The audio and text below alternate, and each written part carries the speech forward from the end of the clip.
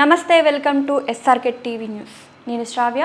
ఈరోజు మీకు ఒక ప్రముఖ వ్యక్తిని పరిచయం చేయబోతున్నాను. ఆయన మరెవరో కాదు, విద్యార్థి దశలోనే నాయకత్వ లక్షణాలను అలవర్చుకున్నారు. విద్యార్థి దశలోనే రాజకీయాల్లో చురుకుగా పాల్గొని కరీంనగర్ పట్టణంలో తనకంటూ ఒక ప్రత్యేక స్థానాన్ని సంపాదించుకున్నారు. అంచెలంచెలుగా ఎదిగి తెలంగాణ ఉద్యమంలో తనకంటూ ఒక ప్రత్యేకను సంపాదించుకున్న సర్దార్ రవీందర్ సింగ్ గారు. నమస్కారం సార్. నమస్తే అమ్మా. సార్, ముఖ్యంగా మీరు చెప్పుకోవాలంటే విద్యార్థి దశలోనే మీరు రాజకీయాల్లోకి రావడం జరిగింది. అంటే మీకు ఇన్స్పిరేషన్ ఎవరైనా ఉన్నారా ఈ రాజకీయాల్లోకి రావడానికి? లేదు అంటే ఫ్యామిలీలో ఎవరైనా రాజకీయాల్లో ఉన్నారా? వాస్తవానికి మా ఫ్యామిలీలో ఎవరు రాజకీయాలు లేరు. చిన్నప్పటికెళ్ళే రాజకీయాలు అంటే విద్యార్థులకు ఏది అన్యాయం జరిగినాయి అని ముందుండి వాళ్ళ సమస్యను పరిష్కరించే ప్రయత్నం చేస్తుంటే కాబట్టి అట్లట్లా అంచెలంచెలుగా విద్యార్థి నాయకుడిగా ఎలక్షన్లో పోటీ చేసి ఎన్నుకోవడం జరిగింది. కాలేజ్ ప్రెసిడెంట్గా, ఎస్ఆర్ఆర్ కాలేజ్ ప్రెసిడెంట్గా ఆ సమయంలో తెలంగాణ అతిపెద్ద కళాశాల అది.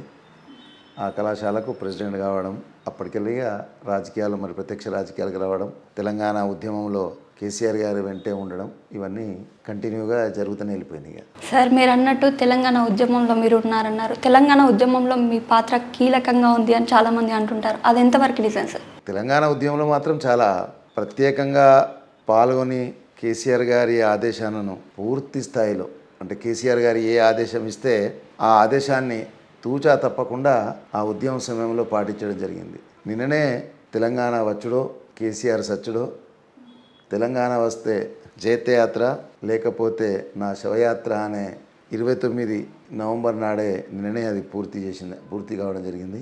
అప్పటి నుంచే ఉద్యమం చాలా చురుకుగా జరిగింది. దాని తర్వాత తెలంగాణ వచ్చే తెలంగాణను సాధించే కేసీఆర్ గారి అడుగుజాడల్లో ఏ కార్యక్రమం ఏ ఉద్యమం కానీ కరీంనగర్ జిల్లాలో రాష్ట్రంలో చురుకుగా పాల్గొనడం జరిగింది. సార్, మరి మీరు విద్యార్థి దశలో లేదా ఇండిపెండెంట్గా ఉన్నారా, లేదంటే ఏదన్నా యూనియన్లో ఉన్నారా? అప్పుడు ఇండిపెండెంట్గా పోటీ చేసిన నేను. ఏబీ పాలు పోటీ చేసినారు, మిగతా లెఫ్ట్ సంఘాలు కూడా ఎన్నికల్లో పోటీ చేసినాయి. కానీ నేను అప్పుడు ఇండిపెండెంట్గా పోటీ చేసి గెలవడం జరిగింది 1984లో. సార్, మీరు బీజేపీ నుండి విడిపోవడానికి గల కారణాలు ఏంటి? నేను 1995లో కార్పొరేటెడ్గా ఇండిపెండెంట్గా గెలిచినాక బీజేపీలో జాయిన్ అయినా. దాని తర్వాత బీజేపీకి కూడా గెలవడం జరిగింది. ఇప్పుడు ఎమ్మెల్సీ గ్రాడ్యుయేట్ ఎలక్షన్స్లలో ప్రత్యేకంగా నాకే టికెట్ ఇస్తారని నా పేరును కూడా పంపనందుకు, పరిశీలన నా పేరు కూడా పంపనందుకు బాధ అనిపించి అలా ఆయన ఉద్యమం అప్పుడప్పుడే కేసీఆర్ గారు తెలంగాణ రాష్ట్ర సమితి స్థాపించారు కాబట్టి ఈ ఉద్యమ పాటలకు వెళ్ళిపోవాలి, ఏ రకంగా తెలంగాణ సాధించాలి అనే ఉద్దేశంతో కేసీఆర్ గారిని వెళ్ళి కలవడం జరిగింది. ఉద్యమం స్ఫూర్తి, అది తెలంగాణ అంశం ఏదైతే ఉందో చాలా అవసరం, ఎలాగైనా తెలంగాణ సాధించాలనే ఉద్దేశంతో బీజేపీకి రాజీనామా చేసి టీఆర్ఎస్లోకి వెళ్ళిపోయింది. మరి టీఆర్ఎస్కి వచ్చి మీరు ఉద్యమంలో కీలక పాత్ర పోషించిన తర్వాత కేసీఆర్ గారి స్పందన ఏంటి సార్ మీ మీద? కేసీఆర్ గారు చాలా గొప్ప వ్యక్తి. కేసీఆర్ గారి అంత గొప్ప మేధావి వ్యక్తిని నేను ఎవరిని చూడలేదు. కేసీఆర్ గారి ఆలోచనలు అవన్నీ కూడా చాలా గొప్పగా ఉంటాయి. వారి మీద నా స్పందన ఏముంటుంది కానీ ఆయన దగ్గర నేర్చుకునేది ఎక్కువ ఉంది. ఆయనతోటి చాలా కొత్త విషయాలు, కొత్త సబ్జెక్టులు, ఆయన తీసుకునే గొప్ప నిర్ణయాలను చాలా బ్రహ్మాండంగా ఉంటాయి కాబట్టి తెలంగాణ సాధించే వరకు నిద్రపోలేదు. చివరికి అంతిమంగా తెలంగాణ సాధించింది. మరి ఎన్ఎస్యుఐ, ఏబీవీపీ లాంటి ఇన్ని యూనియన్స్ ఉండగా మీరు ఎలా రాణించగలిగారు అందులో నుండి? ఇక దాంట్లో యూనియన్ కంటే ముఖ్యం విద్యార్థులకు దగ్గర కావడమే ముఖ్యం. ఈ యూనియన్లు పార్టీ అఫిలియేటెడ్ తోటి ఉంటాయి, అవి పార్టీ అడుగుడు జాడలో పనిచేస్తాయి. కానీ అక్కడ ప్రత్యేకత ఏంటంటే ఆ టైంలో అన్ని యూనియన్లు ఉన్నాయి. ఎన్ఎస్యుఐ ఉంది, ఏబీవీపీ ఉంది, లెఫ్ట్ పార్టీలు ఉన్నాయి. కానీ నేను ఏ పార్టీ కలిగి కాకుండా ఇండిపెండెంట్ పోటీ చేసిన. ఆ రకంగానే విద్యార్థులందరూ గెలిపించారు. మరి ఆ రోజుల్లో విద్యార్థులకు అధ్యాపకులకు మధ్య వాతావరణం ఎలా ఉండేది? చాలా చక్కగా ఉంటుండే. అదేం లేదు, పంచాయతీ గురువులు అంటే చాలా గొప్పగా, గురువులను చాలా గొప్పగా చూసేవాళ్ళు విద్యార్థులు. ఇప్పుడు చూస్తలేను అంటలేను, కానీ ఆ సమయంలో ఈ సెల్ ఫోన్లు అవన్నీ లేవు కదా, కేవలం మాట ముచ్చటనే కాబట్టి పూర్తిగా సమయం దొరుకుతుండే.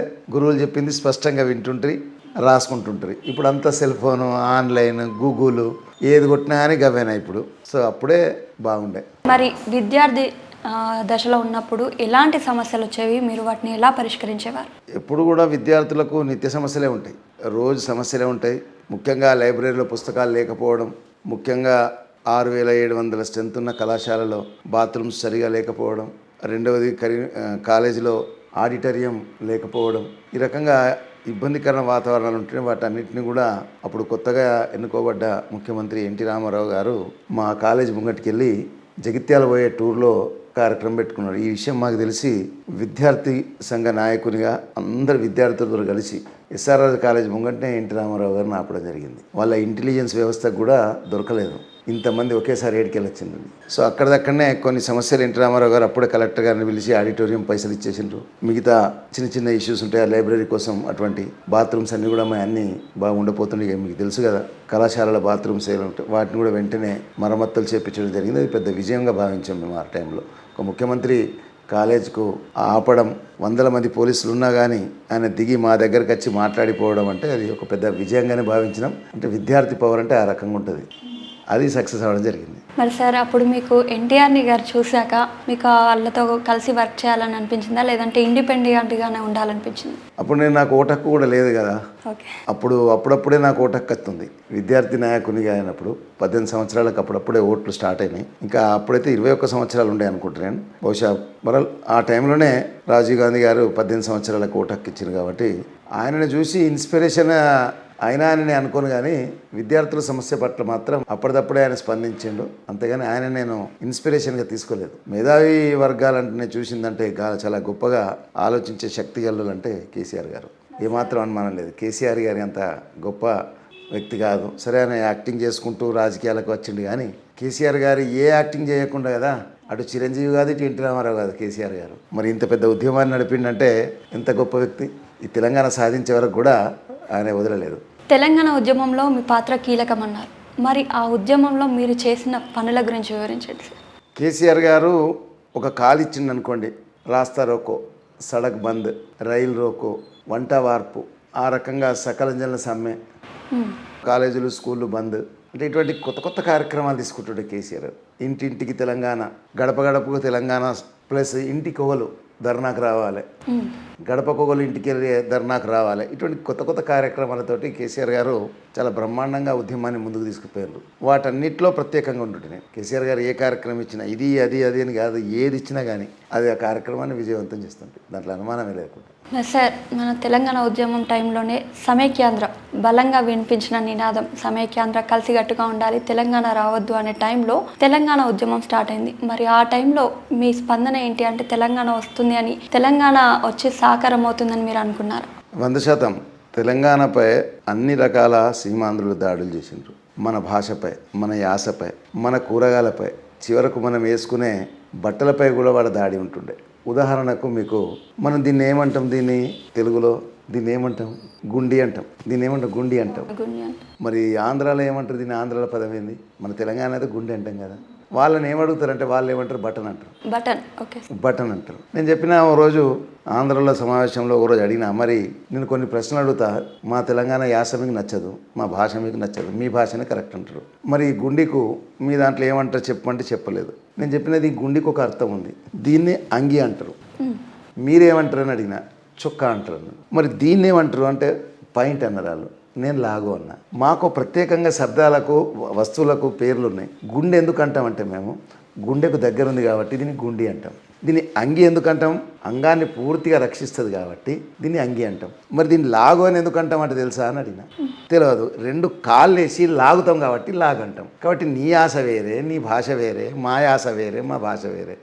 మా యాసపై దాడి చేయడం, మా భాషపై దాడి చేయడం, తెలుగు వాళ్ళదే అనడం, తెలుగు వాళ్ళకే వచ్చి అనడం, ఏదో ఎప్పుడో తెలుగు నేర్పిస్తామని వచ్చి అప్పుడున్న సందర్భాలలో తెలుగు మేము నేర్పుతామని ఆంధ్రకి అందరూ తెలుగు టీచర్లుగా ఇక్కడికి అపాయింట్ అయ్యి మొత్తం తెలంగాణనే మాది, మా భాషనే మాది, మా రాష్ట్రమే మాది అన్నట్టు బిహేవ్ చేసిన పరిస్థితి. కాబట్టి ఉద్యమంలో ఇవన్నీ ఒక్కొక్క చిన్న ఎగ్జాంపుల్ చెప్పుకుంటూ మీకు మాకున్న పంచాయతీ అని చెప్పుకుంటూ మీరు ఏ వస్తువునే తీసుకోండి, వాళ్ళు ఒక రకమైన వాళ్ళది వేరే ఉంటుంది, మనది వేరే ఉంటుంది. మరి భాష మీద వాళ్ళ పట్టుందా, మన పట్టుందా? అవునా కదా. అటువంటప్పుడు ఈ యాస భాష మీదనే మొదట దాడి చేయాలనుకున్నారు. కాబట్టి మనం ఏదో ఆంధ్ర భాష మాట్లాడాలనే యాక్టింగ్ భాష అవసరం లేదు. మనకు వచ్చిన భాష, మనం నచ్చిన భాష, ఆ భాషనే మాట్లాడాలనే ఆలోచన అప్పుడు ఉండే. కేసీఆర్ గారు భాష మీద కూడా పట్టుండే కేసీఆర్ గారికి. కాబట్టి రకరకాల పద్ధతుల్లో వాళ్ళ ఏ రకంగా దాడి చేసిందని తిప్పికొట్టేందుకు కొత్త పద్ధతులు ఉండే అన్నట్టు. ఆ రకంగా ముందుకు పోయినాం. చివరికి మీరు చూసింది కదా, తెలంగాణ రానే వచ్చే. సార్, మరి 2006 ఉప ఎన్నికల్లో కేసీఆర్ గారి గెలుపు వెనక మీ హస్తం ఉంది అంటారు. అంటే రవీందర్ సింగ్ గారి పాత్ర చాలా వరకు ఉంది అంటారు. అప్పుడే మరి కేసీఆర్ గారు మిమ్మల్ని గుర్తించారా, లేదంటే తర్వాత టైం పట్టిందా సార్? అట్లే కేసీఆర్ గారు చాలా గొప్ప వ్యక్తి. ఎవరిని ఎక్కడ ఎప్పుడు ఏ రకంగా ఉపయోగించుకోవాలి, వాళ్ళ సేవలు ఏ రకంగా తీసుకోవాలనేది కేసీఆర్ గారికి బాగా తెలుసు. 2006 ఉప ఎన్నికలు అనేది తెలంగాణ ఉద్యమ స్ఫూర్తితో జరిగిన ఎన్నికలు. సరే, నాదొక పాత్ర ఉండొచ్చు దాంట్లో కొద్దిగంత. నా వల్లనే గెలిచింది కాదు, కేసీఆర్ గారికి గెలిపించేంత శక్తి నాకు లేదు. కానీ ఇంతో అంత ఉడత భక్తిగా నా పాత్ర కూడా ఉంది. కానీ కేసీఆర్ గారు అప్పుడు తెలంగాణ కోసం రాజీనామా చేసిండ్రు. తెలంగాణ ఉద్యమాన్ని చంపేయాలనే ప్రయత్నంలో ఏ రకంగా వైఎస్ రాజశేఖర రెడ్డి గారు కేసీఆర్ గారిని ఓడగొట్టాలి, ఓడగొడితే కేసీఆర్ గారు ఓడిపోతే తెలంగాణ ఉద్యమమే లేదనుకుంటారు. కాబట్టి ఆ సమయంలో నేను బీజేపీకి రాజీనామా చేసి తెలంగాణ ఉద్యమంలో పోవడం జరిగింది. సో కేసీఆర్ గారిని గెలిపించుకోవాలనే తపన ప్లస్ ఉద్యమం బతకాలి, కేసీఆర్ గెలుస్తున్న బతుకుతుందనే దాంతో చాలా గొప్పగా ప్రచారం చేసినాం. అందరి చేయి, తెలంగాణ ఉద్యమకారులందరూ, తెలంగాణ ప్రజలు ప్రతి ఒక్కరు కూడా సహాయం చేస్తేనే 2 లక్షల పైన మేడతో గెలవడం జరిగింది. It is a challengeable election. ఇది ఛాలెంజ్ చేసింది కాబట్టి దాన్ని ఎదుర్కొన్నాం. సార్, మరి తెలంగాణ వచ్చిన తర్వాత ఫస్ట్ మేయర్, తెలంగాణకి మీరు మేయర్గా వచ్చిన స్పందన ఏంటి? మేయర్గా వచ్చినప్పుడు లేదు అంటే మీరు చేసిన అభివృద్ధి కార్యక్రమాల గురించి చెప్పండి. అంటే 2014లో తెలంగాణ ఏర్పడ్డాక మొదటి మేయర్గా కరీంనగర్లో ప్రమాణ స్వీకారం చేసినాం. గౌరవ అప్పటి ముఖ్యమంత్రి కేసీఆర్ గారు నా పేరు ప్రపోజ్ చేసి మేయర్గా చేయడం జరిగింది. అప్పటికే నేను 3 సార్లు కార్పొరేటర్ గెలిచినది 4వ తాప అన్నట్టు. అది 20 సంవత్సరాలకి వెళ్ళి నేను కార్పొరేటర్గా ఉంటాయి. సో గెలిచినాక మొట్టమొదటి కార్యక్రమం జనాలకు ఏ రకంగా దగ్గర కావాలనే ఆలోచన తీసుకున్నా. కనీవిని ఎరిగిన రైతులు భారతదేశంలో ఎక్కడ లేని విధంగా ₹1 నల్లా, ₹1 ఇస్తేనే నల్లా కార్యక్రమాన్ని నేనే ఇక్కడ స్టార్ట్ చేసిన. ఆ రోజు ఫిబ్రవరి 17th నాడు కేసీఆర్ గారి పుట్టినరోజు. కాబట్టి తెలంగాణ ప్రజలకు ఒక కానుకగా మీరు ₹1 ఇయ్యండి, మీ ఇంటికి నల్లా పెడతామనే కార్యక్రమం తీసుకున్నా. దాదాపు 10,000 నల్లా కనెక్షన్స్ ఇవ్వడం జరిగింది ₹1. అది ఎక్కడ లేదు. ₹1 ఇచ్చిన నల్లా కార్యక్రమంలో అప్పటి వెంకయ్యనాయుడు గారు కానివ్వండి, మిగతా మంత్రులు కానీ చాలా అభినందించడం జరిగింది నాకు ఈ ఆలోచన అనేది. సో ఆ రకంగా ₹1 నల్లా కార్యక్రమంతో ప్రజలకు పోవడం జరిగింది. దాని తర్వాత ఇంకో గొప్ప కార్యక్రమం తీసుకున్నాం. ఏంటంటే ₹1 అంత్యక్రియలు. ప్రపంచంలో ఎక్కడ లేదు ఇది. ఇప్పుడు ఉదాహరణకు మీరు అమెరికాలో కనుక అంత్యక్రియలు చేస్తే 6 లక్షల రూపాయలు మినిమం, 5 నుంచి 6 లక్షల రూపాయలు అవుతాయి. అదే కరీంనగర్ లాంటి నగరాల్లో చేస్తే మాత్రం 40,000 ప్యాకేజ్ ఉంటుంది, ఇంట్లో ఎవరు చనిపోయినా కానీ. సో ఈ రకంగా ప్రజలకు ఇబ్బందికరంగా అవుతుంది, బాధలు ఉన్న కుటుంబాన్ని ఇంకా బాధలు నెట్టడం అవుతుంది అనే ఉద్దేశంతో మీరు ₹1 ఇవ్వండి, మేము అంత్యక్రియలు చేస్తామనే ఆలోచన తీసుకున్నాం.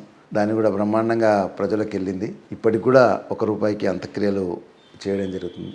అదే కాకుండా పిల్లల కోసం, గవర్నమెంట్ పిల్లల చదివే పిల్లల కోసం కూడా కరీంనగర్ నగరంలో సరస్వతి ప్రసాదం అనే కార్యక్రమం తీసుకున్నా. ఆ సరస్వతి ప్రసాదం సాయంకాలం పేదోళ్ళు తల్లిదండ్రులు కూలి పని చేసుకుంటుంటే బడికి పంపితే మంచి కడుపు నిండా బువ్వ దొరుకుతుందనే ఆలోచన ఉంటుంది. పేదరికంలో తల్లిదండ్రులు కూలికి పోతే పిల్లలు ఏడుంటారు అనే ఉద్దేశంతో బడికి పంపే పరిస్థితి ఉండే. కాబట్టి ఇంకా వాళ్ళని చదివించాలంటే ఇంకొక 2 గంటలు అదనంగా వాళ్ళకు చదివించాలంటే కష్టమవుతుంది. కాబట్టి 10th క్లాస్ పిల్లలకు అప్పుడు సరస్వతి ప్రసాదం అనే కార్యక్రమం తీసుకున్నాం. సాయంకాలం 10th చదివే పిల్లలందరికీ కూడా స్నాక్స్ ఇస్తుంటుంది. ఓ రోజు ఇడ్లీ, ఓ రోజు వడ, పాలు కంటిన్యూగా ఇట్లా 45 రోజులు ఇచ్చి వాళ్ళని మళ్ళీ 10th రిజల్ట్ బాగా రావాలని. సమ్మర్ క్యాంప్ అనేది ఇక్కడ లేకుండే రాష్ట్రంలోనే. దాదాపు పిల్లలకు హాలిడేస్ వస్తేనే పిల్లలు ఏం చేయాలి, ఇంట్లో గోలగోల ఉంటుంది కాబట్టి ప్రొద్దున గ్రౌండ్కు అలవాటు చేయాలి వాళ్ళని. కాబట్టి గ్రౌండ్కు అలవాటు చేస్తే తల్లిదండ్రులను తీసుకొని గ్రౌండ్కి వస్తుంటారు. సో గ్రౌండ్కి వచ్చినప్పుడు ఒక గ్లాస్ పాలు, ఒక ఎగ్, ఒక బనానా ఇస్తుంటే వాళ్ళకు. ఎందుకంటే పిల్లలు వాకింగ్ చేసినా కానీ ఆట లేదా ఫుట్బాల్ ఆడుకో, వాలీబాల్ ఇష్టం వచ్చిన ఆట ఆడుకోని స్టేడియంలో వాళ్ళందరికీ కూడా అంటే మీకు నచ్చింది స్విమ్మింగ్ కానివ్వండి, అథ్లెటిక్స్ కానివ్వండి, హాకీ, ఇటువంటి గేమ్స్ అన్నింటినీ కూడా కోచెస్ను పెట్టి పిల్లలకు అలవాటు చేయడం జరిగింది అన్నట్టు. ఈ ఆలోచన ఎక్కడ ఉండదు. మన పిల్లలే కదా, కరీంనగర్ నగరంలో ఉన్న పిల్లలందరూ మనోళ్ళే కాబట్టి వాళ్ళకు ఈ రకంగా గ్రౌండ్కి అలవాటు చేయడం జరిగింది. ఎందుకంటే స్పోర్ట్స్లో కూడా బలంగా ఉండాలి, పిల్లాడు కూడా బలంగా తయారు కావాలనే ఆలోచనతోటి ఇటువంటి కార్యక్రమాలు తీసుకున్నాం. ముఖ్యంగా స్మార్ట్ సిటీ రావడానికి కేసీఆర్ గారు ఎప్పుడు అంటుండే అన్నట్టు, తెలంగాణ కోసం ఎక్కని గుట్టలేదు, మొక్కని బండలేదు అన్నట్టు. మాకు కూడా కరీంనగర్ స్మార్ట్ సిటీ రావాలి, భారతదేశ పటంలో 100 సిటీలలో కరీంనగర్ ఉండాలనే ఆలోచనతోటి దానికి పరీక్ష రాసి పాస్ అయి స్మార్ట్ సిటీ తీసుకురావడం జరిగింది. చాలా రకరకాల కార్యక్రమాలు తీసుకున్నాం. ఇప్పుడు నేను చెప్పుకుంటూ పోతే మరి రోజంతా మీకు ఉండదు, నాకు ఉండదు. కాబట్టి పెద్ద గొప్ప గొప్ప కార్యక్రమాలు చేసిన కొన్నే చెప్తున్నా. కానీ ప్రజలలో మమేకమై ప్రజలలో వాళ్ళకు కావాల్సిన సౌకర్యాలను వాళ్ళకి కావాల్సిన ఇమ్యూనిటీస్ను ప్రొవైడ్ చేసేందుకు యాజ్ ఎ మేయర్గా బాగా ప్రయత్నం చేసిన, అందించే ప్రయత్నం చేసిన, అన్ని రకాల సహాయాలు కూడా చేసిన.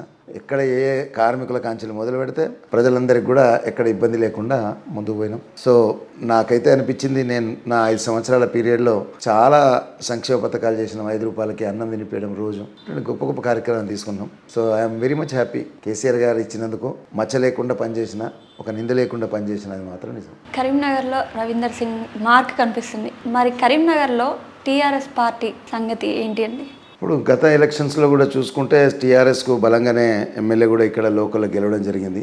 ఎమ్మెల్యే గారు గెలవడం అంటే ఈ చేసిన కార్యక్రమాలతో పాటు ప్రభుత్వ సంక్షేమ పథకాలు తోడైనాకనే గెలవడం జరిగింది. మేయర్గా కూడా బీఆర్ఎస్ పార్టీ ఆయనని గెలవడం జరిగింది. అప్పుడు సీట్లు కూడా మాకు అన్ని పార్టీల కంటే ఎక్కువనే రావడం జరిగింది. కాబట్టి పార్టీ బలంగానే ఉంది. కానీ కొన్ని సందర్భాల్లో ప్రభుత్వాన్ని కోల్పోయినంత మాత్రాన పార్టీ బలహీనపడిందని మాత్రమే అనుకోను. జిల్లాలో కానీ రాష్ట్రంలో కానీ పార్టీ బలంగానే ఉంది. చాలామంది చెప్తుంటారు ఇప్పుడు ఎలక్షన్స్ అయితే ఇప్పుడు మళ్ళీ కేసీఆర్ గారే ముఖ్యమంత్రి అయితే అనుమానం లేదు 100 సీట్లు గెలుతారని. సో ఆ రకంగా ప్రచారం జరుగుతుంది. పార్టీ మంచి పొజిషన్లో ఉంటుంది. ఓకే సార్, మరి మీ వరకు పార్టీ బలంగా ఉంది అంటున్నారు. కేటీఆర్ గారి వల్ల పార్టీలో విమర్శలు వస్తున్నాయి, అది ఎంతవరకు నిజం అంటారు?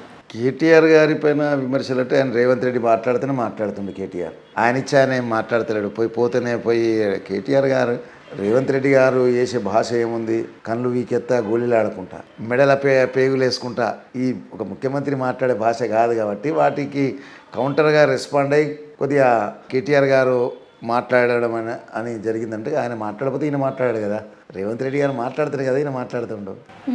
సరే, కేటీఆర్ గారి ఆలోచన విధానం స్వతహాగా ఒక పార్టీ అధ్యక్షుని పట్టుకొని, కేసీఆర్ గారిని పట్టుకొని పేగులు మెడలు వేసుకుంటా, నీ కళ్ళతోటి గోళీలు ఆడుకుంటా అంటే యాజ్ ఎ కొడుకుగా కాకుండా యాజ్ ఎ వర్కింగ్ ప్రెసిడెంట్గా కూడా మాలాంటి వాళ్ళకు కూడా బాధ అనిపిస్తుంది కదా. అరే ముఖ్యమంత్రి స్థాయి వ్యక్తులు ఆ రకంగా మాట్లాడద్దు అనేది. దానికి ఇమీడియట్గా కేటీఆర్ గారు స్పందించారు.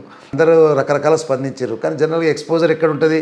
మేము మాట్లాడితే ఎక్స్పోజర్ ఉంటుందా? తక్కువ అవుతుంది, తక్కువ వార్త వస్తుంది. మాకు పెద్దోళ్ళు మాట్లాడితే పెద్ద వార్త వస్తుంది. అందుకోసమని ప్రచారం అవుతుంది అంతే. సార్, మరి ఇప్పుడు మీరు ఎమ్మెల్సీగా పోటీ చేయాలనుకుంటున్నారు. మరి పట్టభద్రుల్లో ఏంటి అంటే ఒక వ్యతిరేకత ఉంది, నిరుద్యోగుల గురించి ఉద్యోగాలు ఇవ్వలేదు కేసీఆర్ గారు అనే ఒక వ్యతిరేకత ఉంది. మరి ఇప్పుడు మీకు విజయం లభిస్తుంది అంటారా?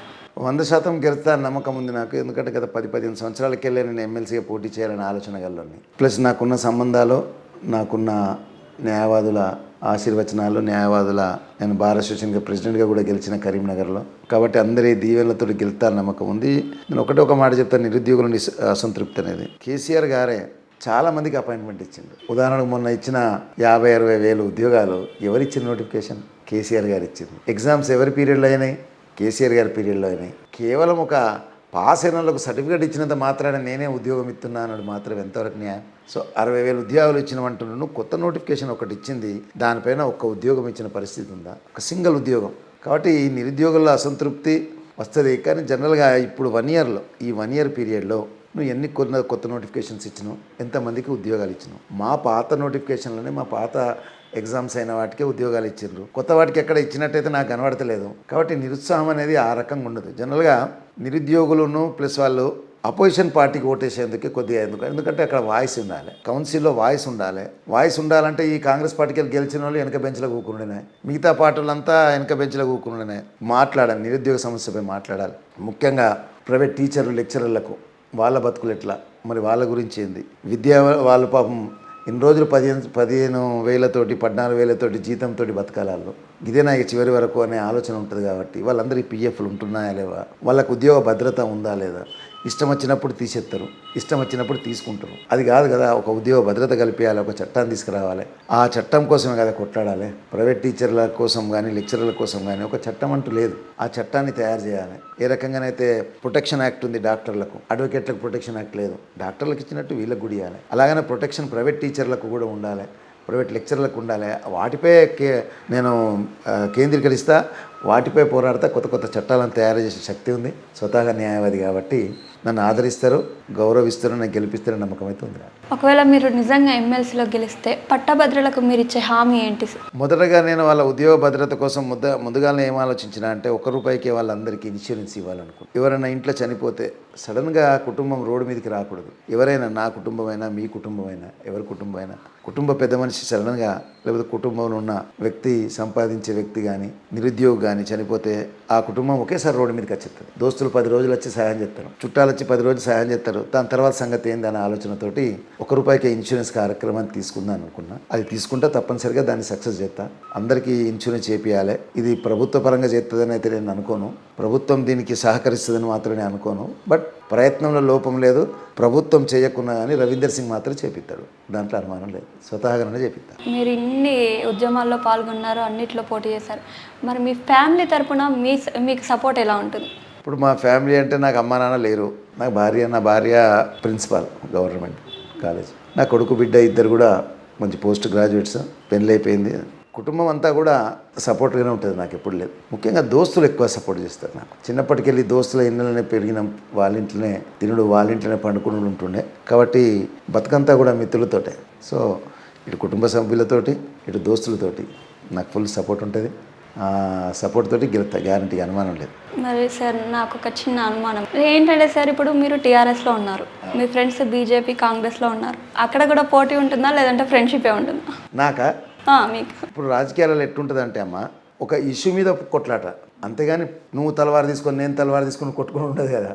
ఇప్పుడు ఒక స్టేట్మెంట్ ఇస్తాం, ఆ స్టేట్మెంట్ కౌంటర్ స్టేట్మెంట్ ఇస్తారు వాళ్ళు. ఎప్పటికి కొట్లాట గంతే ఉంటుంది. కానీ ఇక మరీ మాట్లాడినందుకు ఇంకా తిడతా విడతా అనేది అది రాజకీయ లక్షణాలు కానీ వ్యక్తి కాదు. అది రాజకీయ లక్షణాలు ఉన్న వ్యక్తి ఏంటంటే విమర్శకు ప్రతి విమర్శ చేయాలి. విమర్శించినోడు కూడా మెంటలీ ప్రిపేర్ కావాలి, నా మీద కూడా విమర్శ వస్తుందని. అట్లనే ఉండాలి రాజకీయాలు, అంతేగాని కొట్లాటలు ఉండద్దు. అది ఇంకో తెలంగాణలో ఆ కల్చర్ లేదు. జనరల్గా ఆంధ్రాలోనే ఈ కల్చర్ ఎక్కువ ఉంటుంది. మందరి తెలంగాణ అలా చంపుకోవడం అటువంటి కల్చర్ ఎక్కడ కనబడలేదు నాకైతే. సార్ మరి ఇప్పుడు మీరు ఎమ్మెల్సీగా పోటీ చేసి ఒకవేళ విన్ అయినట్టయితే, టీఆర్ఎస్ అంటే ప్రభుత్వంలో ఇప్పుడు లీడింగ్ పార్టీ కాదు కదా, మరి లీడింగ్ పార్టీ వాళ్ళని మీరు ప్రశ్నిస్తారా? 100% అమ్మ. ప్రతిపక్షంలో ఉంటాం కాబట్టి బాగా పనులు అవుతాయి. ప్రతిపక్షంలో ఉంటే ఏ ప్రశ్న అడగచ్చు, ప్రతిపక్షంలో ఉంటే సహాయాలు చేయొచ్చు, నిరుద్యోగుల గురించి మాట్లాడచ్చు, టీచర్ల గురించి, లెక్చర్ల గురించి మాట్లాడచ్చు, న్యాయవాదుల గురించి మాట్లాడచ్చు. ఇంకా మిగతా గవర్నమెంట్ డిఏలు ఎందుకు అత్తలేవు?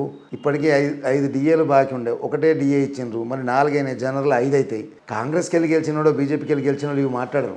ఎవరు మాట్లాడతారు? ప్రతిపక్షం ఉన్నోళ్ళే మాట్లాడతారు. సరే, అధికారంలో లేమని కాదు, అధికారంలో లేకపోతేనే తప్పనిసరిగా గెలుస్తాం. అధికారం లేదు కాబట్టి ఇంకా బ్రహ్మాండంగా విజయం సాధిస్తాం. అధికారం ఉన్నోనికి ఎప్పుడు ఓటేయరు. ఏం మాట్లాడతారు? పోయి వాళ్ళ పనులు వాళ్ళు చేసుకుంటారు. అక్కడ పోయి వెనక బెంచ్లో కూకోబెడతారు ఆయన, అంతే కదా. ప్రశ్నలు అడిగేది చేసేలేదు, పోయి సంతకం పెట్టాలి, కూకోవాలి, అంతే. వాళ్ళ స్వతహాగా బిజినెస్ పెంచుకుంటారు. మిగతా పార్టీలకు వెళ్ళి గెలిచే వాళ్ళందరూ కూడా ఎప్పుడైనా గుర్తుంచుకోండి, వాళ్ళ బిజినెస్ను వాళ్ళ కమర్షియల్గానే ఆలోచిస్తారు. కానీ పోయి ప్రశ్నలు అడగాలి, నిలదీయాలి, వాళ్ళ కోసం దీక్ష చేయాలి అనేది మాత్రం ఎవరికి ఉండదు. ఇవన్నీ ప్రతిపక్షంలో ఉన్న వాళ్ళకే ఎక్కువ పాసిబుల్. జనాలు కూడా ప్రతిపక్షంలో ఉన్న వాళ్ళకే ఇంత ఆదరిస్తారు. కాంగ్రెస్ ఏర్పడి 1 ఇయర్ అవుతుంది. టీఆర్ఎస్ 10 ఏళ్ల పాలన వచ్చిన వ్యతిరేకత కాంగ్రెస్కి 1 ఇయర్లోనే వచ్చిందంటారు. అది ఎంతవరకు నిజమంటారు? 100% అది 100% వ్యతిరేకత వచ్చింది, అనుమానం లేదు. ఎందుకు వచ్చిందంటే ఇప్పుడు మీలాంటి వాళ్లకు 2 మహిళలందరికీ 2500 ఇస్తా అన్నాడు. ఇచ్చిందా? పోనీ. నేను మొన్న ఆదిలాబాద్లో ప్రచారానికి పోయినప్పుడు నా ముందు ఒక ర్యాలీ వస్తుంది. దాంట్లో అందరూ ఫిజికల్ హ్యాండిక్యాప్డే ఉన్నారు అందరూ. ఆ ర్యాలీ నేను చేసిన బ్రేక్ కొట్టి చదివిన, 4000 అన్న పెన్షన్ 6000 ఇస్తా అన్నది ఎక్కడ పోయింది అని కలెక్టర్ ఆఫీస్ ముంగట ధర్నా చేస్తాం. అంటే వాళ్ళకి ఇచ్చిన హామీ కదా అది, అని మేనిఫెస్టోలో పెట్టిందే కదా. నిరుద్యోగులకు 4000 అని ప్రియాంక గాంధీ చెప్పింది. ఇదే రాష్ట్రానికి వచ్చి ఇదే రాష్ట్రంలో స్పీచ్లో చెప్పింది 4000 నిరుద్యోగ భృతి ఇస్తామని. ఏడా ₹1 ఇచ్చింది లేదు, పోయింది లేదు. ఈ రకంగా ఆయన ఇచ్చిన హామీలే. మేము అడిగినట్టు ఏముండయమ్మా. సన్న బియ్యాలకు అన్నాడు, సన్న బియ్యానికి 500 బోనస్ అన్నాడు. అది ఎక్కడ? సన్న బియ్యం అనే పదమే లేదు. ప్యాడీకి మీరు పండిస్తే 500 బోనస్ అన్నాడు. ఇప్పుడు కొత్తగా ఏమంటాడు? నేను సన్న బియ్యానికి ఇస్తా అంటాడు. సో ఆ రకంగా అన్నీ ఇచ్చిన మాటలన్నీ తప్పిపోయినాయమ్మా. ఉచిత బస్సు తప్ప ఇక ఇంకేం లేదాడా, ఏది లేదు. ఏదైనా కానీ అన్ని ఇన్స్టాల్మెంట్లే, అంతే. ఇప్పుడు మీరు ఒక మాట చెప్తా. కేసీఆర్ గారు ఉన్నప్పుడు 57 సంవత్సరాలకి పెన్షన్ అన్నారు. ఇప్పటికి చూడండి, మీకు డౌట్ ఉంటే పోయి ఆన్లైన్లో మీరు 60 సంవత్సరాలు 57 సంవత్సరాల ఉన్న వాళ్ళకు పెన్షన్ కోసం యాడ్ చేయండి. నాకు 60 సంవత్సరాలు నిండినాయి, నేను పెన్షన్గా అప్లికేషన్ పెడుతున్నా. యాక్సెప్టే కాదు, ఆ లాగినే బంద్, లాగిన్ లేదు. మరి ఎట్లా పెన్షన్ అప్లై చేసుకోవాలి? 60 సంవత్సరాలు రోజు పెరుగుతుంది కదా వయసు, మరి ఎక్కడ దరఖాస్తు పెట్టుకోవాలి? వాళ్ళు ఆ లాగిన్ లేదు. అది ఎవరు అడగాలి? ఇది అడుగుతారా వీళ్ళు? ఎవరైనా కాంగ్రెస్ వాళ్ళు ఒక మాట అడగరు. ఆయన మాట్లాడుతుంటే వెనక ఊకొని సపోర్ట్లు కొడతారు, అంతేగాని అడిగేటోళ్ళు కాదు వీళ్ళు. కాబట్టి నాటుంటాడో గెలుతేనే కదా ఈ ప్రశ్న అడుగుతా, నిలదీస్తా. నువ్వు ఇచ్చిన హామీ ఎప్పుడు ఇచ్చినావు, ఎప్పుడు ఎక్కడ మాట్లాడినావు, ఎందుకు ఇవ్వవు, ఇప్పుడు మా మహిళలు ఏమన్యాయం చేసి నీకు 2500 ఇవ్వవు, ఆ రకంగా అడిగే ప్రయత్నం చేస్తా. ప్లస్ విద్యా వ్యవస్థలో ఉన్న సమస్యలను నేను అడగగలుగుతా. విద్యను వ్యాపారంగా చేసుకున్న వాళ్ళు ఎవరు అడగరు. నేను అడుగుతా, బలంగా అడగలుగుతా, సంఘ జుత్తా అని చెప్పగలుగుతా. ఏం చెప్తారు మా అంటే నా అటువంటి వానికి అవు ఏం చేయలేరు వాళ్ళు. నా మీద కేసు పెడితే నేను కొట్లాడుకుంటా. అదే కనుక వేరే బిజినెస్ మ్యాన్ ఇవన్నీ మాట్లాడగలుగుతారా? జైలుకు పోగలుగుతాడా? ఉద్యమంలో జైలుకు పోతుంటే మీరు రెగ్యులర్గా ఎన్నిసార్లు జైలుకు పోయినాం. ప్రొద్దున ఇంటికి పాలు పోసేటోడు రాకముందే పోలీసులు వచ్చి అరెస్ట్ చేసుకోబోతుంటారు మమ్మల్ని. మేము పాల మనిషి వచ్చిందని తలపిప్పితే పోలీసులు ఉంటుండే. మబ్బులు 5కే 5:30కే. సో ఆ రకంగా వచ్చిన వాళ్ళం కాబట్టి మేము అన్ని కష్టాలు అన్నీ తెలుసుకున్న వాళ్ళం కాబట్టి మాకు అందరి కష్టాలు తెలుసు కాబట్టి వాటిపైన ఎక్కువ మాట్లాడతాం, ఫోకస్ చేస్తాం, సమస్యను పరిష్కరించే ప్రయత్నం చేస్తాం, సమస్య పరిష్కరించేదాకా పోరాడతాం. పట్టభద్రుల్లో చాలా నిరాశ ఉంది. మీరు ఎమ్మెల్సీగా విన్నర్ అయ్యాక పట్టభద్రుల్లో ఉద్యోగాలు ఇప్పిస్తారా కాంగ్రెస్ పార్టీతో పోరాడి? ఇప్పుడు 100% అమ్మ ఒక క్యాలెండర్ అంటూ రిలీజ్ చేపిస్తాను. ఏ సంవత్సరం ఎన్ని ఉద్యోగాలు పెట్టాలి ఒక క్యాలెండర్ అంటూ ఇప్పటిదాకా రిలీజ్ చేయలేదు. కాబట్టి వాటి కోసం కొట్లాడాలి కదా. ఏ గ్రూప్ కానీ అది అటెండర్ కాంచెలి పై పడితే ఇప్పుడు మీరు చూడండి అన్నీ ఏముంటాయి ఇప్పుడు తెలుసా మీకు? టెంపరీ బేసిక్లోనే 1350 జీతం, 13 దాంట్లోకి వెళ్ళి 13% పిఎఫ్, 12% ఓనర్ కట్టాలి. గివే ఉద్యోగాలు తప్ప ఇంకేం లేవాడ. సో వాటికి నోటిఫికేషన్ రావాలి. నిరుద్యోగులందరూ చదివినాక చాలా ఇబ్బందులు ఉంటారు. ఇంట్లో కూడా ఒక రకమైన బాధ ఉంటుంది. డిగ్రీ పాస్ అయ్యి పీజీ పాస్ అయ్యి ఇంట్లోనే ఉంటుండు. ఎవరైనా పిల్లనియని పరిస్థితి, పెళ్లి చేసుకుందా అంటే ఉద్యోగం ఉందా అనే పరిస్థితి. ఈ రకంగా రకరకాల ఇబ్బందులతో ఉంటుంది కుటుంబాలలో. కాబట్టి వాళ్ళ కోసమే కదా మెయిన్ అవేది. వాళ్ళ కోసమే పోరాటం కోసమే ఎమ్మెల్సీ. నాకేం లేదు. నేను ఐఎమ్ వెరీ మచ్ కంఫర్టబుల్. నాకేం బాధ లేదు. మంచిగా 3 పూటల బువ్వ తింటా, తిరుగుతా. ఎవరి ఇంట్లోనైనా పొద్దున్న ఎత్తి తినేస్తా అన్నాను. ఎవరు ఎక్కడ అన్నం పెట్టినా తిని తిరుగుతాను నేను. సో ఆ రకంగా నాకేం ఇబ్బంది లేదు. I'm very much comfortable. పోరాటం అనేది చేయాలి వాళ్ళ మీద. దేశానికి రైతులే పట్టుకొమ్మ అంటారు. మరి టీఆర్ఎస్ ప్రభుత్వంలో రైతు బంధు రెగ్యులర్గా వచ్చేది, మరి ఇప్పుడు ఈ కాంగ్రెస్ హయాంలో వస్తుందంటారు. మీకు రైతుల గురించి అడిగింది కాబట్టి నేను సివిల్ సప్లై చైర్మన్ కూడా చేసిన అమ్మ. ముఖ్యంగా కేసీఆర్ గారు 2014లో ప్రమాణ స్వీకారం చేసినప్పుడు ఈ రాష్ట్రంలో ఉన్న రైస్ మిల్లులు ఎన్ని తెలుసా అమ్మ? 1400. మరి తెలంగాణ రాష్ట్రం ఏర్పడ్డాక ఇదే కేసీఆర్ గారు మొన్నటి వరకు నేను ఉన్నంత సివిల్ సప్లై అయినంత వరకు 3400 రైస్ మిల్స్ రిజిస్టర్ కొత్త అయ్యింది. సో నీకు ప్యాడీ పెరిగింది కదా, ప్యాడీ పెరుగుతున్నాయి, రైస్ మిల్లు పెరిగినాయి. పంట పెరిగింది కాబట్టి రైస్ మిల్లు పెరిగినాయి. ఇండస్ట్రియల్ డెవలప్మెంట్ డెవలప్ అయింది. రైస్ మిల్లులో చాలామందికి ఉద్యోగాలు వచ్చినాయి, హమారీలకు ఉద్యోగాలు వచ్చినాయి. మీకు ఇన్ఫ్రాస్ట్రక్చర్ పెరిగింది.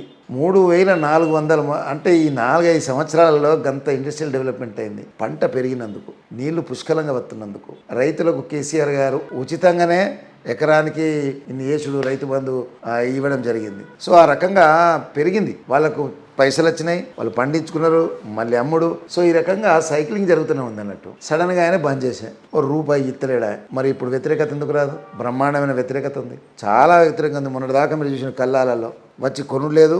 చివరిగా ఏమైందంటే గవర్నమెంట్ ఏ స్థాయికి పోయిందంటే రైస్ మిల్లులు వచ్చి కొనుక్కొని పోతున్నారు, కానీ ప్రభుత్వ పరంగా మాత్రం కొని రైస్ మిల్లులకు ఇచ్చింది చాలా తక్కువ, చాలా తక్కువ. ఇప్పుడు ఏమంటారంటే మొత్తం అమ్ముడు పోయినాయి కదా అంటారు. అమ్ముడు ఎట్లా పోయినాయి? చివరకు రైతులు బాధపడి రైస్ మిల్లులకు అమ్ముకున్నారు, బయట అమ్ముకున్నారు, ఇక తీసుకుపోరని. సో ఆ రకంగా రైతుల్లో బాగా కోపం మీద ఉన్నారు. అడుగడుగున, ఇది ఒకటి కాదు నేను చెప్పేది, అడుగడుగున కోపం మీద ఉన్నారు. వాళ్ళు ఎట్లా బదిలా తీసుకోవాలని చూస్తుంటారు. సార్, మరి మీ టీఆర్ఎస్ పాలనలో కాళేశ్వరం ప్రాజెక్టు చాలా విలువైనది, అత్యుత్తమైనది అంటారు. మరి దాని మీద కూడా వ్యతిరేకత వచ్చింది కదా, దాన్ని ఏమంటారు? ఇప్పుడు దీనికి మంచి సమాధానం అప్పుడు మొన్ననే కేసీఆర్ గారు చాలా చక్కగా చెప్పారు. ఏ కన్స్ట్రక్షన్ ఇల్లు కట్టినా కానీ ఎక్కడనో కాడ పరివస్తుంది. పరివాసినంత దాన్ని ఏం చేస్తాను? మొత్తం ఇల్లుగులు కొడతా. మీరు ఎప్పుడైనా చూసుకోరు. మీరు ఇల్లు కట్టేటప్పుడు ఎప్పుడైనా చూసుకో. తల్లి నువ్వు కట్టుకున్నావు లేదు నాకు తెలియదు, కానీ కట్టుకున్నాక చూడు, కొంచెం నీళ్ళు పోయకపోతే చిన్న గీత పరివస్తుంది. అరే నీ కొత్త ఇల్లు పరివాసింది అని పరిసర అవుతావా? దాన్ని మళ్ళీ మంచిగా చేసుకుంటాం కదా. ఏదో చిన్న ఇంత డ్యామేజ్ అయిందనే దానికి పెద్ద భూతద్దాలు చూస్తే మరి ఇప్పుడు నిండు కుండలు ఉంది మరి కాళేశ్వరం కొట్టుకుపోవాలి కదా. వట్టిగానే రాజకీయాలకు అంతే తప్ప ఇంకేం లేదు. ఈరోజు నీళ్ళు వస్తున్నాయంటే మనస్ఫూర్తిగా అమ్మ పాతప్పటి నీళ్ళు అవి మాయగావ. ఇది ప్రజలందరికీ తెలుస్తుంది. ఎక్కడెక్కడ మలనసాగర్ ఎక్కడ, ఇదెక్కడ, అదెక్కడ, ఎంత మంచిగా వాటర్ వస్తుంది. చెర్లన్నీ మంచి సస్యామలంగా ఉంటాయి. చేపలు పట్టుకున్న వాళ్ళు కలకలాలు ఆడుతూనే ఉంటాయి చెర్లలో. చూసుకోండి మీరు. సాయంకాలం చెర్ల పక్కన ప్రొద్దున వాకింగ్ చేస్తుంటారు అందరు ఇక గ్రామాలలో కూడా. అది ఎట్లా వచ్చినాయి మరి? కాళేశ్వరం ప్రాజెక్టు కదా. కాబట్టి అది ఓ నింద. ఇప్పుడు రాజకీయాలలో ఉన్న వాళ్ళకు ఏం చేస్తారు? నిందలు తప్ప ఇంకేముంటాయి? నిందలు తప్ప ఏముంటాయమ్మా? నిందెత్తారు, మనం సమాధానం చెప్పుకోవాలి. చెప్పుకుంటాం, దానికి పెద్ద సమస్య లేదు. మరి ఇప్పుడు ట్రెండింగ్లో ఉంది ఏంటంటే సార్, హైడ్రాను మూసినది, దాని గురించి వివరించండి. నేను హైడ్రా మూసినది నుంచి ఒక్క నిమిషం చెప్తాను. ఏంటంటే హరిద్వార్, ఋషికేశ్, వారణాసి అటువంటి నగరాలను మీరు చూసి ఉంటే ఒకసారి పోయి చూడండి. గంగా నది ఒడ్డున కొన్ని 100 ఇండ్లు ఉంటాయి. చాలా ఇండ్లల్లో గంగా నదిలో ఇంట్లోకి దిగి స్నానం చేసుకుని పోతారు. ఇంట్లో మీరు చూసుకుని ఋషికేశ్ కానీ ఇంకా వేరే గుడిలు దానికి ఆనుకొని ఉంటాయి. అది డెవలప్మెంట్ అవుతుందా? అంటే మూసినది డెవలప్మెంట్ కావాలంటే ఈ ప్రాజెక్ట్ దాని రేట్ ఎంత అంటే 35,000 కోట్లు 40,000 కోట్లు అవుతుంది. ఈ 150 కోట్లు పెట్టుకున్నాడు. దానికి కారణం ఏంటంటే ఇళ్ళన్నీ కూలగొడతాడు. ఇళ్ళని కూలగొట్టాడు. అది ఇల్లు కట్టుకుంటాడు చెమట రక్తంతో రూపాయి జమ చేసుకుని కట్టుకుంటాడమ్మా. చాలా బాధను అనిపిస్తుంది. ఇల్లు అమ్మేసినా కానీ కూలగొట్టినా కానీ ఆ బాధ వాళ్ళకే తెలుస్తుంది అన్నట్టు. మాకు తెలుస్తుందిగా మేయర్ ఉన్నప్పుడు ఒక గోడ కూడగొట్టాలంటే ఆయన కళ్ళలో నీళ్ళు వస్తాయి. ఓ ఇల్లు కూలగొట్టాలంటే కళ్ళలో నీళ్ళు వస్తాయి వాళ్ళకి కట్టుకున్న వాళ్ళకి. సో ఈ రకంగా హైడ్రాను డ్రామాగా చేసుకుంటూ పెద్ద ఇబ్బంది పెట్టవలసిన అవసరం లేదు. మూసినది నువ్వు డెవలప్మెంట్ ఇచ్చి చేయి కదా. నది కోసం ఎవరు అడ్డం లేరు కదా. ఎప్పుడో కట్టుకున్నారు. మేము పుట్టక ముందుకెళ్ళి కావచ్చు 60-70 సంవత్సరాలు 100 సంవత్సరాలకి ఉండరు కావచ్చు. నాకైతే తెలుసాను. కొత్తగా అయితే కట్టుకున్నది లేదు. మరి దీనికి పర్మిషన్లు ఎవరు ఇచ్చిండ్రు? కాంగ్రెస్ గవర్నమెంటే కదా 10 సంవత్సరాలు మేము పాలించింది. దాని తర్వాత ఏ గవర్నమెంట్లు ఉన్నాయి? 9 తర్వాత ఎవరు ఉన్నాయి? కాంగ్రెస్, కొన్ని రోజులు మన టీడీపీ అలయన్స్ దవ్వే వచ్చినాయి. కానీ మేము ఎక్కడ ఇచ్చినాం 60 సంవత్సరాల కింద పర్మిషన్? హైడ్రాకులు కట్టుకున్న వాళ్ళందరికీ దాదాపు 90% పర్మిషన్లే ఉన్నాయి. హెచ్ఎండిఏ ఇచ్చినవి ఉన్నాయి. మరి వాళ్ళ సంగతి ఏంది? పర్మిషన్ ఉన్నా కానీ మేము తీసేస్తాం. అప్పుడు ఇచ్చిన వాళ్ళు తీసినట్టే. అసలు ఆయన ఇల్లు ఉంటే తెలుస్తుంది. రేవంత్ రెడ్డి గారి ఇల్లు ఉండి కూలగొడితే అప్పుడు బాధ ఏందో తెలుస్తుంది. ఆ అక్క చెల్లెల బాధ, ఆ కడుపు కోత, ఒక్కొక్కరు రూపాయి జమ చేసుకొని కూలి పని చేసుకొని కట్టుకున్న వాళ్ళు. సో అది చాలా డ్రామా లెక్కన ఉంది. కానీ ఈ లగచర్ల ఇవన్నీ ఎందుకో నాకు అర్థమవుతలేదు. ఇదంతా కేవలం దృష్టి మరలించడానికి. పైసలు లేవు, ఇచ్చేది లేదు, రైతులకు ఇచ్చేది లేదు, మహిళలకు ఇచ్చేది లేదు, పెన్షన్ పెంచేది లేదు, ఏది లేదు. కాబట్టి దాన్ని కొంచెం డైవర్ట్ చేస్తున్నారు. ఇప్పుడు ఎన్నికలు అయిపోయినాయి కదా. మనం 150,000 కోట్లు అయితే కొన్ని ఎన్నికలకు పైసలు పంపాలనుకో. మొత్తం మహారాష్ట్రకున్న ఛత్తీస్గఢ్కి పైసలు ఎక్కడికి పోయినాయమ్మా? ఇక్కడే. సార్ మరి లగచర్ల దాడి అన్నారు ఇందాక, దాంట్లో కేటీఆర్ గారి హస్తం ఉంది అన్నారు. అది ఎంతవరకు నిజం? ఇప్పుడు ప్రతిపక్షంలో ఉన్నోళ్ళు, ప్రధాన ప్రతిపక్షం అమ్మ, కేసీఆర్ గారన్నా, కేటీఆర్ గారన్నా, హరీష్ రావు అన్నా కానీ వాళ్ళ పేర్లు అంటేనే ప్రధాన ప్రతిపక్షం. ఇప్పుడు ఆయన ఎవరికి నిందించాలా? లగచర్ల ఇన్సిడెంట్ జరిగినా, హైడ్రా ఇన్సిడెంట్ జరిగినా, ఏది జరిగినా కేటీఆర్ చెప్తుండు. కేటీఆర్ని జైలుకు పంపుతాం. నిన్న కొండ సురేఖ ఒక మాట అనేది చూసిన, పేపర్లో చూసిన, విద్యార్థులు చనిపోతే దాంట్లో ప్రవీణ్ కుమార్ గారి హస్తం ఉందనేది ఏం భాష? అది నాకు అర్థమవుతలేదు. విద్యార్థులను అనారోగ్యానికి గురి చేసేంత వ్యవస్థ ఏ తల్లిదండ్రులకన్నా ఉంటుందా? సో ఈ రకంగా థర్డ్ క్లాస్ మాటలు మాట్లాడుతున్నట్టు. కేటీఆర్ గారి హస్తం లేదమ్మా, వాళ్ళకి వచ్చింది ఏందాడా? ఇండస్ట్రియల్ డెవలప్మెంట్ చేస్తాను ఇప్పుడు అంటుండు. అంతకుముందు ఏం కడతా అన్నావు నువ్వే కదా ల్యాండ్స్ తీసుకుపోయింది. కేటీఆర్ నీకు రేవంత్ రెడ్డికి ఫోన్ చేసిండా పోయి నువ్వు ల్యాండ్లు కబ్జా చేయని? లేదు కదా. వాళ్ళకి అక్కడ బలంగా స్థానికులు బలంగా ఏర్పడ్డారు. వాళ్ళు ఎట్టి పరిస్థితుల సావనైన సత్తం కానీ అడుగు పెట్టనీయమన్నారు. కాబట్టి ఎవరి మీద నిందేయాలి? కనబడేది కేటీఆర్. ఎందుకంటే కేసీఆర్ గారు ఏం మాట్లాడతలేరు కదా. కేసీఆర్ గారు మాట్లాడకపోతే వార్త, మాట్లాడితే వార్త. కేసీఆర్ ఫామ్ హౌస్లో ఉంటే వార్త, కేసీఆర్ నందినగర్లో ఉంటే వార్త. కేసీఆర్ గారు కారు నడిపితే వార్త, కేసీఆర్ నడుచుకుంటూ పోతే వార్త, కేసీఆర్ యాక్సిడెంట్ అయితే కూడా వార్త. అంటే కేసీఆర్ గారు ఏ చేసినా కానీ వారు అది వార్తలే. కానీ అంతేగాని ఇప్పుడు ఆ కేసీఆర్ గారు మాట్లాడతలేరు కాబట్టి కేటీఆర్ వెనక పడ్డాడు అంతే. వేరేది ఏం లేదు. వర్కింగ్ ప్రెసిడెంట్ కదా మా పార్టీకి, కాబట్టి అలా పడ్డాడు అంత. దాని తప్ప ఇంకేం లేదు దాంట్లో. లగచర్ల అనేది స్వతహాగా నాభిలకెళ్ళి వచ్చిన ఉద్యమం. అది అలా కొట్లాట జనాలకెళ్ళి వచ్చింది. అది ఎవరో చెప్తే ఆ రకమైన ఉద్యమం రాదు. ఇన్ని రోజులు జైళ్ళలో ఉన్నారు వాళ్ళు. నేషనల్ కమిషన్ వచ్చింది, స్టేట్ కమిషన్స్ పోయినాయి. ఇంత పెద్ద ఉద్యమం జరిగింది కాబట్టి కదా అన్నీ దిగొచ్చినాయి. అంతా వాళ్ళు మహిళల వాళ్ళ మాటలు చూడండి. మీరు చూసే ఉంటారు టీవీలలో. వాళ్ళు నాభినకెళ్ళి వచ్చే మాటలు అవి. ఏదో నాలుక మీదకి వచ్చినాయి నేర్పినాయి కాదు అవి. నాభిలో ఉన్న బాధ, కడుపులో ఉన్న బాధను వాళ్ళ భాష రూపంగా వచ్చినాయి. అంతేగాని ఎవరి చెయ్యి హస్తం ఉండదు దీంట్లో. ఇంకోటి ఎవరు కూడా, ఏ రాజకీయ నాయకుడు కూడా నాకు తెలిసినట్టు బట్టి ఆ లెవెల్లో ఉన్న రాజకీయ నాయకులు ఈ రకమైన ప్రోత్సాహం చేయరు. లగచర్ల ఒక్కటి ఇన్సిడెంట్ అయితే గవర్నమెంట్ మారుతుందా? ఎందుకు చేయాల్సిందే? మాకు ఏం అవసరం? అదంతా పుకారామా, ఏం ప్రమేయం లేదు. ఆయనకి శాతం అయితే లేదు అంతే ముఖ్యమంత్రి గారికి. సార్ మరి నిరుద్యోగ సమస్యకు మీరు ఎలాంటి పరిష్కారాలు చెప్తారు? ముఖ్యంగా నిరుద్యోగులకు కొత్త క్యాలెండర్గా అలౌన్ చేయించే ప్రయత్నం చేస్తాం. ఈ టీచర్లు, ప్రైవేట్ టీచర్లు చిన్న స్కూళ్ళల్లో బతుకుతారమ్మా. ఒక్కొక్క స్కూల్లో 15-20 మంది టీచర్లు 13,000, 15,000కే, 10,000కే ఉద్యోగాలు చేస్తారు. వాళ్ళకు ఒక భద్రత మాత్రం కల్పిస్తా. రెండవది, ఎక్కడ చూడని విధంగా భారతదేశంలో ప్రైవేట్ బిల్లును మూవ్ చేసిండ్రు వినోద్ కుమార్ గారు ఎంపీగా ఉన్నప్పుడు. ఏంటంటే ప్రైవేట్ టీచర్లకు కూడా భద్రత కావాలి. టీచర్లు అంటే లెక్చరర్లను కూడా టీచర్లైనా కౌంట్ చేసుకుందాం మనం. అయితే వాళ్ళకు భద్రత కల్పించాలని ఒక ప్రైవేట్ బిల్లు మూవ్ చేసింది ఒక భారతీయ రాష్ట్ర సమితి. ఇప్పటిదాకా ఎవరు చేయలేదు. దానిపై పోరాటం చేస్తారు. వాళ్ళకు ఒక ఉద్యోగ భద్రత రావాలి. ఇవాళ వచ్చిన టీచరు రేపు రాకంటే ఇంటికి వెళ్ళిపోతారు వాళ్ళు. ఏం భద్రత ఉందమ్మా నీకు? నువ్వు ఇవాళ పొద్దున్న స్కూల్లో పనిచేస్తున్నావు, రేపు పొద్దున్న మళ్ళీ పోతావు 9ంటికే. అమ్మ రేపటికెళ్ళి రాకంటావు, వచ్చేస్తాము. ఏమని వాదిస్తావు, ఏమని కొట్లాడతావు? అంటే వాళ్ళ ఇష్టం ఉన్నట్టు కాదు కదా. వాళ్ళు కూడా కుటుంబం కూడా బతకాలి కదా. కాబట్టి దానికో భద్రత రావాలి. దానికో తప్పనిసరిగా అసెంబ్లీ రూపకంగా, పార్లమెంట్ రూపకంగా, అసెంబ్లీ రూపకంగా ప్లస్ కౌన్సిల్లో నేను ఉండి పోరాడదానని నాకు నమ్మకం ఉంది. కౌన్సిల్లో ప్రైవేట్ బిల్లును కూడా పెడుతుంది దాంట్లో. నేనైతేనే పెడతా ప్రైవేట్ బిల్లు, వాళ్ళైతే వేరే పాటోడు పెట్టాడు, వేరేవాడైతే పెట్టాడు, భయపడతాడు, వానికి తెలియదు కదా. సో ఆ రకంగా కొట్లాడతా, ఒక భద్రతను కల్పిస్తా ఫస్ట్. రెండవది ఉద్యోగుల సమస్యలు కూడా బాగున్నాయమ్మా, వాళ్ళ సమస్య కూడా పోరాడుతున్నాను. వాళ్ళ టీచర్ ఎమ్మెల్సీ ఉన్నా కానీ చాలామంది టీచర్లకు ఏముంటుందమ్మా, గవర్నమెంట్ టీచర్లకు ఉద్యోగులకు వచ్చిన జీతమే.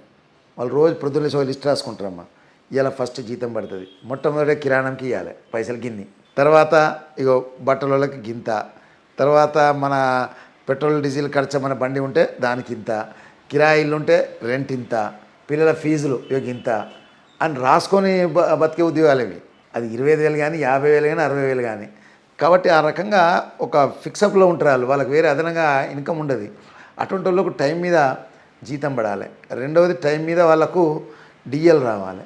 వాళ్ళకి డిఎల్ వస్తేనే ఆనందం కదా, అరే పైసలు ఇన్ని దొరికినారా అని. పెరిగితే జీతం పెరిగితే 1500 పెరిగిందంటే సంబరం కదా వాళ్ళకు. సో వాళ్ళకి వేరే అదనంగా ఉండే కాబట్టి వాళ్ళ కోసం పోరాడాలి. ఇటు ఉద్యోగస్తులకు, ఇటు టీచర్లకు, నిరుద్యోగుల కొరకు అందరి కోసం పోరాడుతున్నాయి కదా ఎమ్మెల్సీ. అది వట్టిగానే గన్మ్యాన్లను వేసుకొని తిరగడం కాదు కదమ్మా ఎమ్మెల్సీ. ఎమ్మెల్సీ అంటే దానికి ఒక ప్రత్యేకత ఉంది. ఎమ్మెల్సీ అంటే పెద్దల సభ, అది చిన్నల సభ కాదు, పెద్దల సభ మాట్లాడేటోళ్ళు ఉండాలి. నేను ఏదో రాత్రే తెల్ల షర్ట్ వేసుకొని రాలే రాజకీయాలకు. చిన్నప్పటికీ రాజకీయాలు ఉన్నాయి కాబట్టి ప్రతి విషయాన్ని గ్రహించగలుగుతా, దాని విషయంలో దానికోసం ఒక రిజల్ట్ కూడా తీసుకురాగలుగుతా. సార్, మరి మీరు చిన్నప్పటి నుండి అన్నారు, అసలు ఎందుకు మీకు రాజకీయాల్లోకి రావాలనిపించింది? అసలు ఆ థాట్ అనేది ఎందుకు వచ్చింది? ఇప్పుడు రాజకీయాలు అనేది నేను స్కూల్లో ఉన్నప్పటికెళ్ళాము, 10th చదివేటప్పటికెళ్ళే క్లాస్ రిప్రజెంటేటివ్గా ఉండడం. సో ఎప్పుడైనా ఎస్ఆర్ఆర్ కాలేజ్ చూసినప్పుడు భగవంతుడు ఈ కాలేజీకి ప్రెసిడెంట్ కావాలరా అనుకున్నా. అటు పోయేటప్పుడు వచ్చేటప్పుడు భగవంతుడు చేసేసిండు. రోజు కోర్టు ముంగటికి వెళ్ళిపోతుంటే, మా కాలేజీకి పోవాలంటే కోర్టు దాటాలి. ఈ కోర్టుకు చూస్తుంటే అడ్వకేట్ అయ్యి ఈ కోర్టుకు ఒక్కసారైనా ప్రెసిడెంట్ కావద్దా, అధ్యక్షునిగా అనుకున్నా అన్నట్టే అయినా. అది చూసిన తర్వాత మున్సిపాలిటీ ఎలక్షన్స్ వచ్చినాయమ్మ. మా సొంత పెద్దనాయన కొడుకు కూడా కార్పొరేటరే ఉండే. నేను అనుకున్నా నాకు ఓటు హక్కు లేదు కదా, ఓటు హక్కు వచ్చినాక దీంట్లో పోటీ చేయాలని అనుకున్నా. చేసిన. కానీ మీ ప్రజలు ఎంత గొప్ప వాళ్ళంటే నేను ఎక్కడ పోటీ చేసినా అమ్మ ఆడ గెలిపించారు 5 సార్లు. ఇప్పుడు మొత్తం కరీంనగర్లో నా అంత సీనియర్ కార్పొరేటర్ లేడమ్మా, నేనే సీనియర్. సో మున్సిపాలిటీ మేయర్ అయిపోయినా. ఇప్పుడు కౌన్సిల్ చూసిన, పోయినప్పుడల్లా కేసీఆర్ గారితో కౌన్సిల్ చూస్తుంటే ఎప్పుడన్నా కాకపోతున్నా. అంటే నా కోరిక కూడా ఏంటంటే చాలా రోజులకి వెళ్ళి జగపతిరావు గారని ఇక్కడ ఒక ఎమ్మెల్సీగా పోటీ చేసిండే. అప్పుడు ఆ రోజు అనుకున్నాను, అరే ఈ కౌన్సిల్ అంటే ఏంది, ఒకసారన్నా పోటీ చేయాలి దీనికని. చదువుకున్న లోటు ఎత్తారు కదా అనే ఉద్దేశంతో అప్పుడు పోటీ చేయాలనుకున్నా. అట్లా అంచెలంచెలుగా దోస్తాన పెంచుకుంటూ పోయినా. అందుకే ఆ కౌన్సిల్ దిక్కు చూసిన, ఇక భగవంతుడు అవకాశం ఇస్తాడు అనుకుంటున్నా. ఊహలా వచ్చిందంటే తప్పనిసరిగా దాని గురించి కొట్లాడాలి. అట్లనే ఇంట్లో ఉంటే రాదు, దానికోసం శ్రమ పడాలి, కష్టపడాలి. దానికి అందరికీ దండాలు పెట్టుకోవాలి. ఇప్పుడు డబ్బులు ఇచ్చేది నాకు లేదు, దండం పెట్టుకున్నాడేనే. డబ్బులు ఇచ్చేటోళ్ళు మస్తు మంది పోటీ చేస్తుర్రు, నేను దండాలు పెట్టుకుంటే ఓటు అడుగుతా. కాబట్టి అది చూసినా కొట్లాడతా. నాకు నమ్మకం ఉంది, బలంగా నమ్మకం ఉంది ఈ తాప ఎమ్మెల్సీ అవుతా అని. నాకు కులం లేదమ్మా, నాకు క్యాష్ లేదు, క్యాస్ట్ లేదు, మజల్ లేదు, మనీ లేదు, ఓన్లీ దోస్తానని. ఇప్పుడు మళ్ళీ ఎమ్మెల్సీగా విన్నర్ అయినాక ఇంకా ముందు ముందు ఏమన్నా కావాలనుకుంటున్నా? ఇక గిదే ఎమ్మెల్సీ నా గోలమ్మా, ఇంకా వేరేది లేదు నాకు. దాని తర్వాత కూడా హై పోస్టులు ఉంటాయి. ఈ హై పోస్ట్ సంగతి ఇక నాకు కావాల్సింది నా 60 సంవత్సరాలు. నేను 160 సంవత్సరాలు వస్తాను. నేను 60 సంవత్సరాలకి ఇది ఒక్కడికి వెళ్తే నేను అనుకునేవన్నీ సక్సెస్ అవుతాయని నేను అనుకుంటే చిన్నప్పటికెళ్ళి అనుకున్నా. ఇప్పుడు అనుకునే కాదు, కొత్తగా వచ్చినాయి కాదు ఇవి. సో సార్, ఎంతోమందిని చూస్తున్నట్లయితే మనం చాలామంది డబ్బు ఇచ్చి విన్నర్ అవుతుంటారు, డబ్బులు పంచి, లేదంటే ఆశ పెట్టి చాలా రాజకీయాల్లో వచ్చిన వాళ్ళు చూస్తారు. కానీ మీరు నిజాయితీతో ఇంత గొప్ప స్థాయికి రావడం, ఇంకా గొప్ప స్థాయికి వెళ్ళాలని మీకు మనస్ఫూర్తిగా మా ఎస్ఆర్కే టీవీ ఛానల్ ద్వారా మేము కోరుకుంటున్నాం సార్. థ్యాంక్ యూ అమ్మా, thank you very much, thank you. మీ అందరి బ్లెస్సింగ్స్ అవుతారు. తప్పనిసరిగా ఈత ఎన్నికలు గెలుస్తా, చాలా బలంగా గెలుస్తా అని నమ్మకం ఉంది. గెలిచాక కూడా మళ్ళీ మాకు ఒకసారి ఒక ఇంటర్వ్యూ ఇవ్వాలని కోరుకుంటున్నాం. ఫస్ట్ ఇంటర్వ్యూ మీకే. సో చూశారు కదా అండి, ఈరోజు మన రవీందర్ సింగ్ గారి అంతరంగిక విషయాలు ఎన్నో మనం తెలుసుకున్నాం. మరి ఒక వ్యక్తితో మళ్ళీ మీ ముందుంటాను.